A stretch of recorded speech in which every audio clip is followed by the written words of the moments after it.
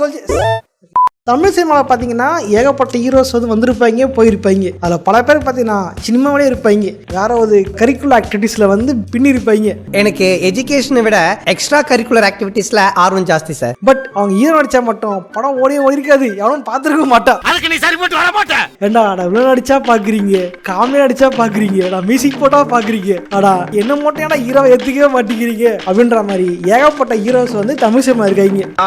Filed as hero யாரு பத்தி நீங்க தெளிவா பார்க்கலாம். வீடியோ பார்த்து முன்னாடி யாரும் லைக் பண்ணீங்க, யாரும் சப்ஸ்கிரைப் பண்ணாம பாத்துக்கிறீங்களா? மகன் சப்ஸ்கிரைப் பண்ணியா? யூடியூப் சொல்லிட்டே இருக்கியா சப்ஸ்கிரைப் பண்ண மாட்டேங்க, சப்ஸ்கிரைப் பண்ண சொல்லு அப்படின்னு சொல்லிட்டே இருக்கியா? சப்ஸ்கிரைப் பண்ணியா அதை செஞ்சு ஓரவச போயிடலாம். நான் கந்தசாமி, இந்த ஷோ கோலிவுட் கந்தசாமி.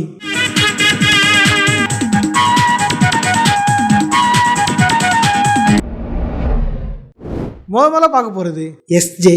சூர்யா. நம்ம எஸ்.ஜே. சூர்யா பார்த்தீங்க அப்படின்னா அடிப்படையில் வந்து டேரக்டர். நம்ம தலையை வச்சு வாலி எடுத்தார், நம்ம தளபதியை வச்சு குஷி எடுத்தார், ரெண்டுமே பயங்கர ஹிட். அப்புறமா அவர் என்ன பண்ணார் அப்படின்னா நியூ அப்படின்ற ஒரு படம் பிளான் போட்டுருந்தாரு. அந்த படம் அடிக்கும் போது வந்து தலை வந்து அடிக்க மாட்டேன், நான் வேற கால் சீட் இருக்குது, பெஸ்ட்டாக வந்து கேரக்டர் நல்லா இருக்கீங்க, நீங்க நடிச்சிருங்க அப்படின்னு சொன்னதாகும். அதனால வந்து ஹீரோ நடிக்க வந்ததாகும் படங்கள்லாம் சொல்லியிருந்திருப்பாரு. உண்மையாக பார்த்தீங்கன்னா நியூ நல்ல ஹிட்டு, சம படம், நியூ பயங்கர ஹிட்டு. அப்புறம் கல்லுடன் காதலி, அன்பே ஆறு உயிர் அப்படின்ற மாதிரி படம் எடுத்துருப்பாரு. அதெல்லாம் நல்லா ஓடி இருந்திருக்கும். அதெல்லாம் வந்து அப்போ ஆதி காலத்தில்.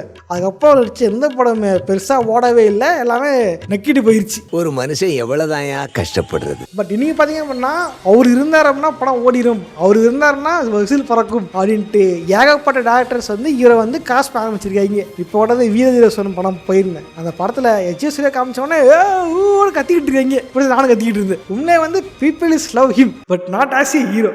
I love you da, but as a friend.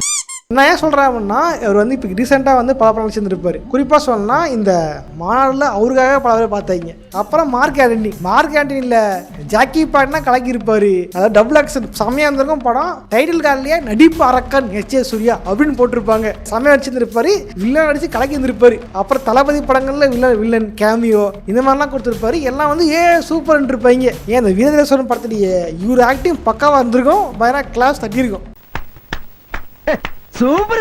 என்ன பிரச்சனை அப்படின்னா இவர் வந்து நடிச்சல பாக்குறாங்கல்ல, ஸோ இது மாதிரி ஹீரோ நடிச்சாருன்னா பார்ப்பாங்கன்னா அதான் இல்லை. ஏன்னா ரீசெண்டாக பொம்மைன்னு ஒரு படம், அது அவரு தான் ஹீரோ, சைக்காலஜிக்கல் ஃபீல். அந்த படத்தில் இதுதான் ஹீரோ. அந்த படம் பார்த்தீங்கன்னா வந்ததுன்னு தெரில, போனதுன்னு தெரில, எவனுமே கண்டுக்கல. ஸோ இவர் வந்து நடிச்சா பார்க்குறானுங்க, விளையாடிங்க வாங்க, குடிச்சிட்டமா அடிங்க, காமெடிலாம் நடிங்க, நாங்கள் பார்க்குறோம் அப்படின்றானுங்க. ஆனால் இவர் வந்து ஹீரோ நடிச்சா பார்க்க மாட்டேங்கிறானுங்க. ஏன் இந்த நம்ம சங்கர் தெரியுமா, கேம் சேஞ்சர் அந்த படத்தில் ஹீரோ வர்றதை விட இவர் வரும்போது தான் காமெடியாக பண்ணாங்க, ஜாலியாக இருக்கும். ஒரு விஷயம் இருக்கு ஆனா இல்ல. எஸ்.ஜே. சூர்யா வந்து ஃபாலோ ஆனதுக்கு மெயின் காரணம், அது ஹீரோவா ஃபாலோ ஆனதுக்கு மெயின் காரணம் என்ன அப்படின்னா வில்லனா பார்க்கும்போது ரசிக்கிறதுக்கும் ஹீரோவாக ஏற்றுக்காது. என்ன காரணம்னா அவர் ஆரம்பத்தில் ஹீரோவாக தான் வந்தார். அவர் அப்பவே வந்து வெரைட்டியான கதைகள், வித்தியாசமான கேரக்டர்கள் நடிச்சிருந்தார் அப்படின்னா கண்டிப்பாக கிட்ட இருக்க முடியும். உதாரணத்துக்கு நம்ம மிஸ் அடி இருக்கா தெரியுமா, அவர் வந்து ஃபர்ஸ்ட் காதல் கொடன் படத்தில் சைக்கோ வச்சிருந்திருப்பாரு. ஓகே, அடுத்த படம் திருடி, அதுக்கு அடுத்தது பொல்லாதவன் சொல்லான்ட்டு வித்தியாசமா மல்டிபிள் ஜனரஞ்சகமா படம் மாதிரி நடிச்சதுனால மக்கள் ஆரம்பிச்சிட்டாரு, ஃபேமஸ் ஆனாரு. பட் இவர் நடிச்ச ஆழமான படம் பார்த்தீங்க அப்படின்னா எல்லாமே வந்து கில்மா படங்கள், கிளாமரான படங்கள். நியூ படத்துல அநியாயத்து கிளாமர் இருக்கும். அடுத்த படம் தான் வந்து அன்பே ஆகுது. ஓகே, அது இப்போ வச்ச பேரு, அது வச்ச பேர் தெரியுமா, பிஎஃப்னா பலான படத்துக்கு ஒரு பேர் ஷார்ட் ஃபார்ம் பிஎஃப்னு இருக்கு, அது வேணும்ட்டே வச்சாரு. அப்புறம் இங்கிலீஷ்ல பேரு கூடாது அப்படின்ட்டு கலைஞரையா சொன்னதுக்கு அப்புறம் அது வந்து அப்படி சுருக்கி மாத்தி வச்சாரு. அப்புறம் கல்வன் காதலியும் பார்த்தீங்கன்னா இந்த மாதிரியான கேரக்டர் தான், பெண்களை ஏமாத்தக்கூடிய கேரக்டர், அந்த மாதிரி கேரக்டர் வச்சிருந்தாரு. இதனாலே பார்த்தீங்க அப்படின்னா சினிமா வந்து ஒரு ஆக்டர் ஒரே மாதிரி பண்ணிச்சாருன்னா அவரை முத்திர கொடுத்து வச்சு விட்டுருவாங்க. ஸோ அந்த மாதிரி ஒரு பிரச்சனை தான் வந்து நம்ம வந்து ஃபாலோதுக்கு மெயின் காரணம். ஆக்டர் தான் பார்த்தீங்கன்னா மைனா இட்டுக்கு அப்புறம் தொடர்ந்து ஒரே மாதிரி வச்சிருப்பாரு, அவருமே ஃபாலோ இருந்திருப்பாரு. ஸோ அந்த மாதிரி ஒரே மாதிரி பண்ணிச்சனால தான் இவர் ஹீரோவா ஃபாலோ அந்த காரணம். பட் வில்லனா வந்து கலந்தாருன்னா பெரிய விஷயம் தான். அடுத்தா பார்க்க போகிறது ஜிவி பிரகாஷ். நம்ம ஜிவி ப்ரோ வந்து அவள் தெரிஞ்சிருக்கும். அவர் பார்த்தீங்கன்னா நம்ம பெரிய பாயோட மச்சான். அதனாலே அவர் தமிழ் சினிமாவுக்கு ஒரு மியூசிக் டேரக்டராக வந்து அறிமுகமாயிருப்பார். மியூசிக்லாம் பயங்கர பக்காவாக போட்டிருப்பாரு. இன்னைக்கு வரைக்குமே ஒரு மியூசிக்கு ஓகே பயங்கர ஒரு ஃபேன் பேஸ் இருக்குது. அவர் பாட்டு போட்டார்னா பணம் இட்டு ஆகுது. ஏன் நம்ம தலையோட படம் தெரியுமா, குட் பேட் அக்லி, அது மியூசிக் டேரக்டர் அவர் தான். அவரோட மாஸ் சாங்ஸை விட மெலடி சாங்ஸ் நல்லாவே இருக்கும், லவ் சாங் சூப்பராக இருக்கு, எல்லாமே நல்லா இருக்குங்க. பட் என்ன பிரச்சனை அப்படின்னா அவர் மியூசிக் டேரக்டரையும் தாண்டி அவர் வந்து ஹீரோ. ரீசெண்டாக பார்த்தீங்கன்னா ஒரு பவர் நடிச்சிருக்காரு, 1000 ஜென்மங்கள் ஒரு படம் ஈசாச்சு தெரியல, கிங்ஸ்டன் ஒரு படம் வந்துச்சு. அந்த படம் பார்த்துட்டு பாதி பேருக்கு வைத்து மூச்சு அஞ்சு ஆரம்பிச்சிட்டான். மேக்கிங்ல தான் இருக்குது, ஆனா படம் ஓடல. என்ன பண்றது? ஒரு ஆரம்ப காலத்து படங்கள் பாத்தீங்க அப்படின்னா டார்லிங்கு, எனக்கு இன்னொரு பேர் இருக்கு, முக்கியமா திரிசால் நயன்தாரா, அதெல்லாம் பயரிட்டு, திரிசால் நயன்தாரா பயரிட்டு. அதனாலே அவர் நிறைய படம் வச்சாரு, பென்சில் படம் வச்சாரு.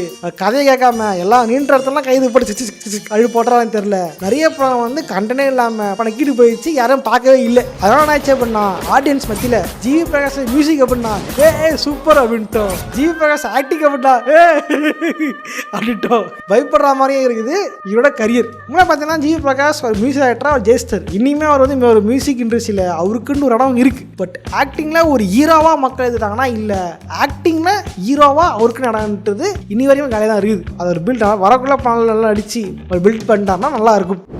அடுத்தா பார்க்க போகிறது சந்தானம். நம்ம சாண்டா சந்தானம் பார்த்தீங்க அப்படின்னா பல படம் வச்சிருக்காரு. இப்பயும் பார்த்தீங்கன்னா அவர் நடிப்பில் ஏகப்பட்ட படங்கள் காத்துட்டு தான் இருக்குது. இவரும் பார்த்தீங்க அப்படின்னா ஆரம்ப காலத்தில் வந்து சில ஹீரோலாம் நடிச்சிருந்தாரு. அந்த படம்லாம் வந்து பயங்கர இட்டு தான் ஆகிருந்து சில படங்கள்லாம். பட் அடுத்த வந்து படங்கள்லாம் பார்த்தீங்கன்னா வந்து பெருசாக ஓடல. உதாரணத்துனா A1 படம்னா இட்டு, தில்லுக்கு துட்டு இட்டு, ஆனால் டகால்ட்டி ஓடல. இங்கே நான் தான் கிங்கு அது வந்ததே தெரியல, பிஸ்கோத்து காணாமல் போயிடுச்சு. இந்த மாதிரி படத்துக்கு என்ன பண்ணால் நம்ம சந்தானம் வந்து ஹீரோ நடிச்சு பல படங்கள் வந்து ஓடல. ஓன படத்த ரேஷியோ விட ஓடாத படம் அதிகமாக இருக்குது. டிக்கியோட படம்லாம் இட்டு தான், ஆனால் ஒரு படம் ஓடிச்சுனா 2 படம் ஓடாமல் போயிட்டு பேரை கெடுத்து விட்டுருது. காரணம் பார்த்தீங்க அப்படின்னா இன்னைக்கு வரையும் மக்கள் அவரை வந்து ஹீரோவாக ஏற்றுக்கல. ஹீரோ ஆகிறதுக்கு முன்னாடி ஒரு காமனாக இருந்தார், காமனாக கலக்கினாரு. இவரோட காமெடிகள் வந்து படித்தொட்டியும் கலக்குச்சு.